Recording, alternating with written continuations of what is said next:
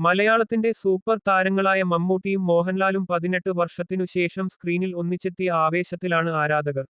ഏറെ ആകാംക്ഷയോടെ കാത്തിരുന്ന ചിത്രം പാട്രിയറ്റ് പ്രേക്ഷകർ ഏറ്റെടുത്തു കഴിഞ്ഞു. ഗംഭീര മേക്കിംഗ് കൊണ്ടും സുഷിൻ ശ്യാമിന്റെ ബാക്ക് ഗ്രൗണ്ട് മ്യൂസിക് കൊണ്ടും ചിത്രം ക്ലാസ് പടമെന്നാണ് ആദ്യഷോ കണ്ട ഒരു വിഭാഗത്തിന്റെ വിലയിരുത്തൽ. ആദ്യ പകുതിയിൽ മമ്മൂക്കയുടെ തേരോട്ടമാണെങ്കിൽ രണ്ടാം പകുതി ലാലേട്ടൻ തൂക്കിയെന്നാണ് ആരാധകപക്ഷം. മമ്മൂട്ടിയുടെ ആക്ഷൻ ഉൾപ്പെടെയുള്ള ദൃശ്യവിരുന്നാണ് ആദ്യ പകുതിയിൽ ആരാധകരെ ത്രസിപ്പിച്ചത്.